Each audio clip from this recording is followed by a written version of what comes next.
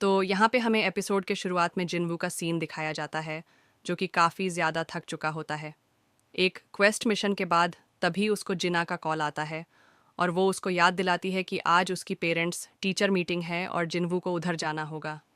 यहाँ पे दोपहर के 2 बज रहे होते हैं और वो सो रहा होता है, तो भले वो थक चुका होता है, लेकिन फिर भी वो यहाँ पे आ जाता है जिन्हा के स्कूल में।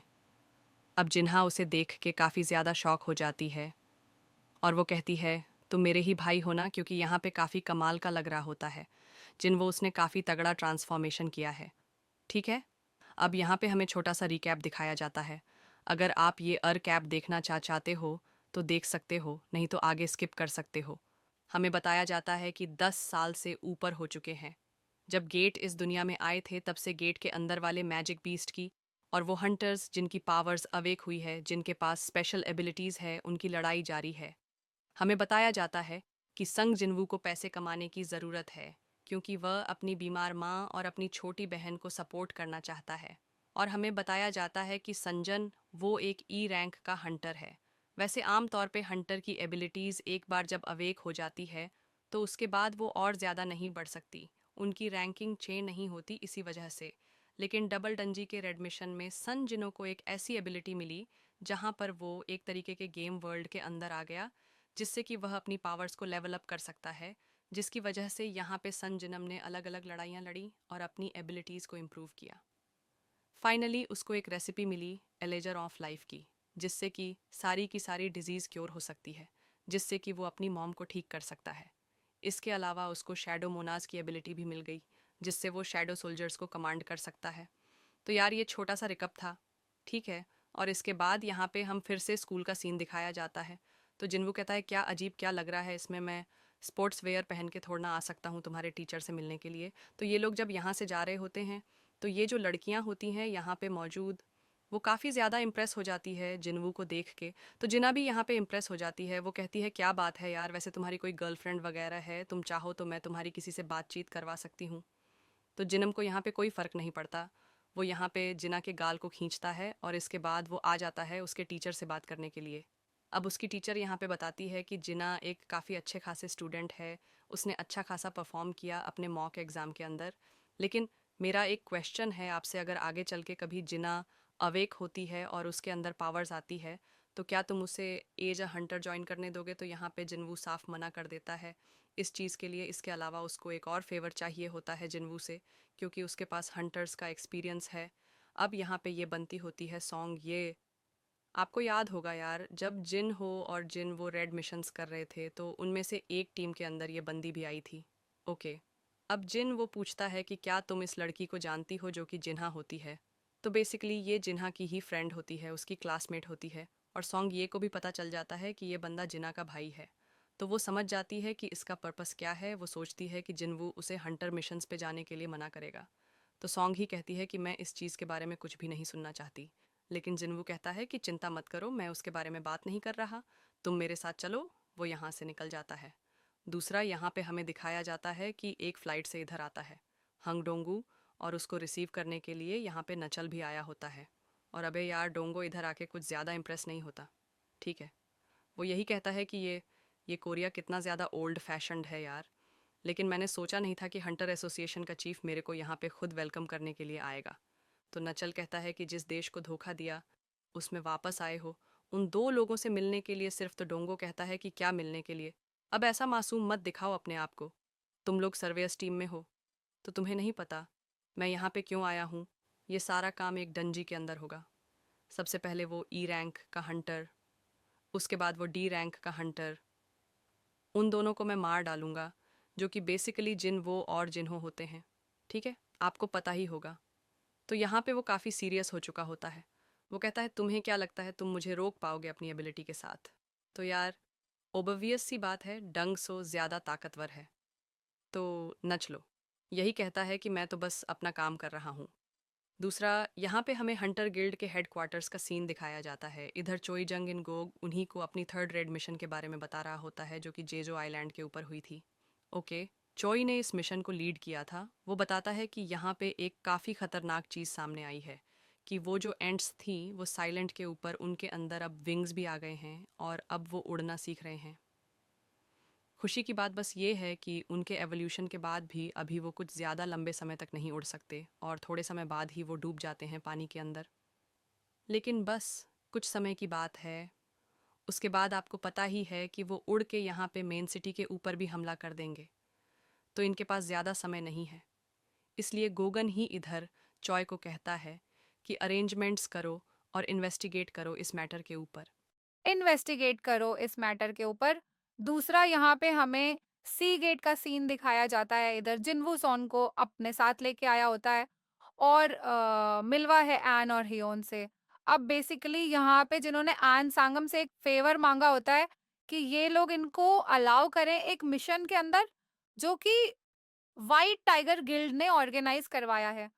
ओके, ये मिशन इसलिए बनाया गया है जिससे कि नए हंटर्स की प्रैक्टिस हो सके, एक गिल्ड प्रैक्टिस। ठीक है, इसी वजह से ये लोग एक सी रैंक के गेट के अंदर आए हैं। ओके, अब यार जिनवू का मेन मोटिव यहाँ पे आने का ये है कि वो सॉन्ग को ये दिखाना चाहते हैं कि एक हंटर के कितने ज्यादा स्ट्रगल्स होते हैं। तभी यहाँ पे ए रैंक का हंटर किमचोल आता है और ये भी व्हाइट टाइगर गिल्ड का होता है और ये एक काफी कमाल का टैंकर होता है। इसके स्किल्स काफी कमाल के हैं, लेकिन किम चोल आते साथ ही यहाँ पे भाई परेशान हो जाता है देख के कि यहाँ पे दो ई रैंक के हंटर्स क्या कर रहे हैं, एक तरीके से बोझ बन जाते हैं ये लोग इनके ऊपर। तो आन यहाँ पे इस स्ट्राइक टीम की कंपोजिशन समझाता है, हम लोगों को बताता है कि इस टीम के अंदर एक ए रैंक का हंटर है, 5 बी रैंक के, 2 सी रैंक के और 2 ई रैंक के, यानी कि जिनवू और सॉन्ग ही टोटल 10 हंटर्स हो गए यहाँ पे। ठीक है, जब ये सारी बातें यहाँ पे जिनवू सोच रहा होता है, तो वो कहता है कि यार वैसे देखा जाए तो इस टीम के अंदर काफी खतरनाक और ताकतवर लोग हैं, काफी अच्छे खासे हंटर्स हैं। जबकि वो यहाँ पे दिखाना चाहता था सॉन को कि हंटर मिशंस कितने ज्यादा खतरनाक हो सकते हैं। लेकिन ये टीम देख के ऐसा लगता है कि ये काफी ज्यादा इजी हो जाएगा इन लोगों के लिए, जिससे कि उसका ये पूरा प्लान ही बर्बाद हो गया यहाँ पे आने का। ह्यून यहाँ पे जिनवू के पास आता है और उससे एक रिक्वेस्ट करता है। वो कहता है कि क्या तुम इस मिशन के अंदर अपनी इवॉल्वमेंट थोड़ी कम कर सकते हो? हम ये चाहते हैं कि नए हंटर्स को भी अपना कमाल दिखाने का मौका मिले और उनको भी तो। थोड़ा एक्सपीरियंस मिले तो जिनवू कहता है, हाँ ज़रूर, कोई चिंता वाली बात नहीं है।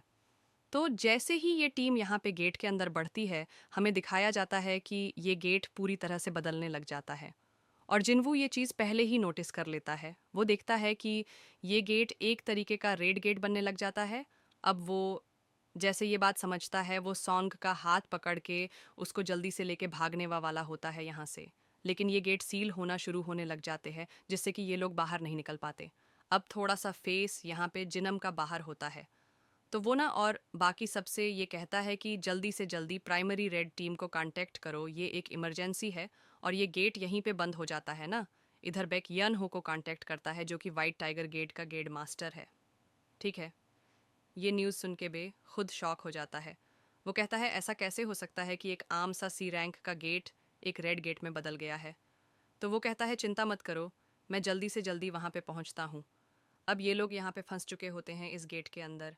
ये नो करते हैं कि ये बर्फीले इलाके के अंदर आ चुके होते हैं ये लोग। तो किम चोल इन लोगों को बताता है कि ये गेट एक रेड गेट में बदल गया है। सॉन्ग यहाँ पे काफ़ी ज़्यादा कंफ्यूज हो जाती है और वो पूछती है कि रेड गेट क्या होता है। तो जिनम बताता है कि ये आम गेट से काफ़ी ज़्यादा खतरनाक होते हैं। ऐसे गेट्स में हमारा कांटेक्ट बाहरी दुनिया से पूरी तरह से कट जाता है और यहाँ से बाहर निकलने के सिर्फ दो ही तरीके हैं, या तो हम इस डंजी के बॉस को हरा दें, या तो फिर ये डंजी खुद ही तबाह हो जाए, जिसको सालों लग सकते हैं। जब ये सारी बातें जिन वो बता रहा होता है इस सॉन्ग को, तभी दो प्रोजेक्टाइल्स उड़ते हुए आते हैं फॉरेस्ट के अंदर से काफ़ी तेज़ स्पीड में, जिससे एक सी रैंक का हंटर तो भाई उधर ही मर जाता है। मतलब उसके फेस पे लगा होता है प्रोजेक्टाइल, जो कि एक आइस एरो होता है। दूसरा एरो यहाँ पे सॉन्ग ही के ऊपर आया होता है, बट जिनवू ने इस एरो को भाई पकड़ लिया होता है अपने हाथों से ही। अब यहाँ पे पार्क हीजिन नाम की एक हंटर होती है। वो देख लेती है भाई जिनवू के रिफ्लेक्सेस तो काफ़ी कमाल के और उसकी ताकत भी काफ़ी कमाल की है। ये कोई आम ही रैंक का हंटर तो लग नहीं रहा। हो सकता है कि इसका लेवल उससे भी ज़्यादा हो, शायद ए रैंक या फिर उससे भी ज़्यादा। तो यार ये पूरा ग्रुप देखता है कि ये तीर आए कहाँ से थे। तो यहाँ पे दो आई सेल्फ बैठे होते हैं पेड़ के ऊपर, और इन लोगों ने भाई काफ़ी चालाकी से सबसे वीक के मेंबर्स को टारगेट बनाया होता है, जो कि होती है सॉन्ग और वो सी रैंक का हंटर जो मर गया। ठीक है, जिसका मतलब ये है कि इन लोगों के अंदर इंटेलिजेंस है और ये लोग स्ट्रैटेजी के साथ हमला करते हैं। अब यार ये तो काफ़ी टाइप के बंदे लग रहे होते हैं, आइल्स और चढ़ा के भाग जाते हैं ये लोग फॉरेस्ट के अंदर, जिसके बाद ये सब यहाँ पे काफ़ी ज़्यादा टेंशन में आ जाते हैं और हाई अलर्ट के ऊपर आ जाते हैं। जिन्हों को भी यहाँ पे गुस्सा आता है वो इस तीर को तोड़ देते हैं अपने हाथों से। अब यार सॉन्ग तो इस इंसिडेंट के बाद पूरा हिल चुकी होती है। वो पूछती है जिन्वू से कि ये कौन थे, तो जिन्हों बता है कि ये आइस एल्ब्स हैं। हंटर लोग इनको आइस स्लेयर्स भी बोलते हैं। ये बिल्कुल बेयर हैम होते हैं और काफ़ी ख़तरनाक भी। तो यार किमचुल बताता है कि अब इन लोगों का कांटेक्ट बाहर की दुनिया से कट चुका है और ये सी रैंक का गेट बदल चुका है बी रैंक के गेट में। ठीक है, मान सकते हैं इसको हम, मतलब ख़तरा बढ़ चुका है, तो इसी वजह से वो अब सबको लीड नहीं कर सकता। यहाँ पे वो सजेस्ट करता है कि हम 2 ग्रुप्स में बट जाए, क्योंकि अगर हम यहाँ पे रहे तो हम जम जाएंगे और या तो फिर मारे जाएंगे। जो भी लोग मेरे साथ चलेंगे मैं उनको ज़िंदा रखूँगा और मेरे साथ चलना ज़रूरी है। तो भाई जो ताकतवर लोग होते हैं उनको अपने साथ रख लेता है और वो यही कहता है साफ साफ कि जो सी रैंक से नीचे के बंदे हैं वो मेरे काम के नहीं हैं, तुम सब लोग दूर रहो। ठीक है, और वैसे भी यहाँ पे एक दिन बाहर का 1 घंटा होता है, तो हो सकता है हमें महीने लग जाए बॉस को हराने में, तो मुझे फालतू के लोग अपने साथ नहीं चाहिए। ठीक है, तो यार ये लोग तो अलग हो जाते हैं। इससे पहले कि ये लोग आगे बढ़े, पार्क हेजन पूछती हैं कि क्या मैं इन लोगों को ज्वाइन कर सकती हूँ, तो किम चोल कहता है हाँ ज़रूर, तुम्हारे ऊपर है।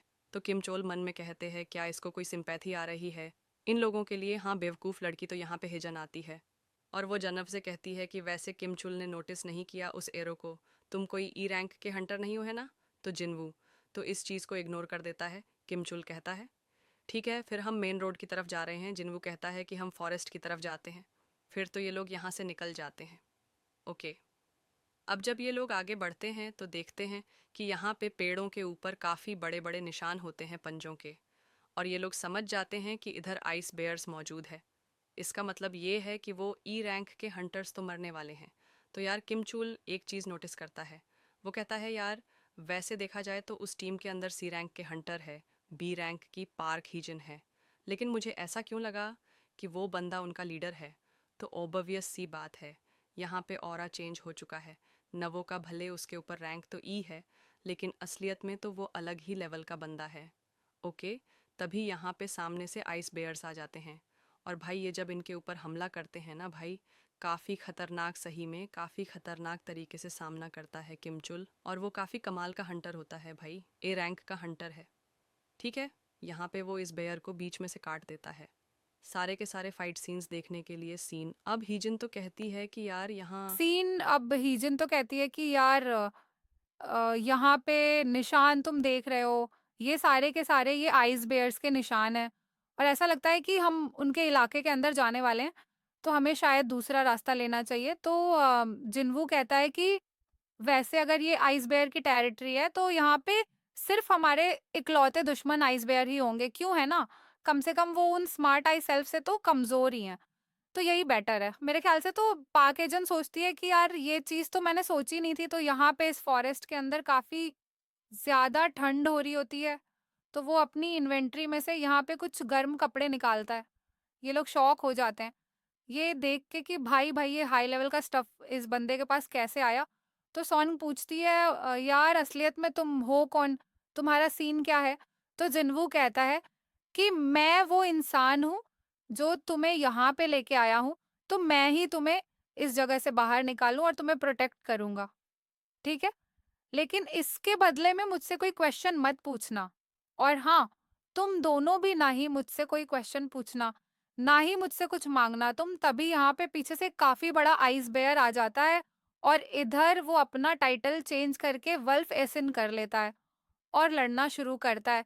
वहीं दूसरी ओर हमें दिखाया जाता है कि बी एक यहाँ पे आ चुका होता है और ये इंटरेस्ट पूरी तरह से सील हो चुका होता है। उसे पता होती है ये बात, ठीक है? वो यही सोचते हैं कि चलो अच्छी बात ये है कि उस टीम के अंदर कुछ ए रैंक या बी रैंक के हंटर्स हैं, जो कि शायद ज़िंदा तो बाहर निकल ही सकते हैं। ओके, अब ये तो सिर्फ मिस्टर किम के ऊपर डिपेंड करेगा।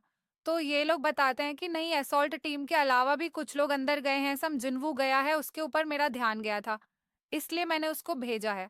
तो बेग उससे पूछते हैं कि उसकी रैंक कितनी है, तो वो बताता है कि वो एक ई रैंक का हंटर है। लेकिन ऐसा लगता है कि वो रीअवेक हुआ था।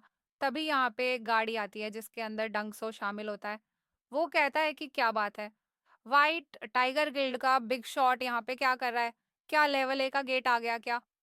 इधर कहीं तो बेग कहते हैं कि होंग डंगसो तुम यहाँ पे क्या कर रहे हो?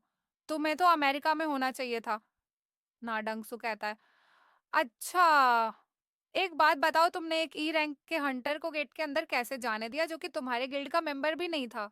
चलो फिर मैं देखता हूँ उसे चल के। अब यार ऑब्वियस सी बात है जिन चोल भी इधर शामिल होता है। वो कहता है, वैसे देखा जाए तो काफी अच्छी बात है। संग जिन्वू तुम बच गए, क्योंकि इस समय तो डोंगू भी इस गेट के अंदर नहीं घुस सकता था। दूसरा यहाँ पे हमें गेट के अंदर का सीन दिखाया जाता है। इधर हमें दिखाया जाता है कि जिन्हें अपने हाथों से ही बिना किसी वेपन के इन सारे के सारे आइस बेयर को मार दिया होता है और उसको काफी सारे पॉइंट्स भी मिले होते हैं साथ ही में। अब ये लोग इस बेयर का मीट खाते हैं, ठीक है? ये सब लोग यहाँ पे खा रहे होते हैं, बात कर रहे होते हैं जिन्वू के बारे में। और वही दूसरी ओर हमें दिखाया जाता है कि जिन्वू इनके मेन ठिकाने पे पहुंच चुका होता आइस बेयर के इधर। वो फाइनली अपने शैडो मोनाज की एबिलिटी का इस्तेमाल करके काफी सारे शैडो सोल्जर्स को इधर लेके आता है और इसमें एक्ट्रेस भी शामिल होता है भाई। और मैं बता रहा हूँ काफी कमाल का सीन होने वाला है भाई, इस सीन को देखना। हार रही होती है क्योंकि आइस बेयर भी काफी खतरनाक है। तो इधर एमपी भी काफी तेजी से यूज हो रही होती है जिन्वू की। तो फाइनली यहाँ पे इन आइस बेयर्स का बॉस भी आ चुका होता है जिसने काफी सारे शैडोज को मार दिया होता है। और सारी की सारी एमपी यूज हो चुकी होती है जिन्वो की, ठीक है? तो फाइनली यहाँ पे इग्रेस आगे बढ़ता है बॉस से लड़ने के लिए।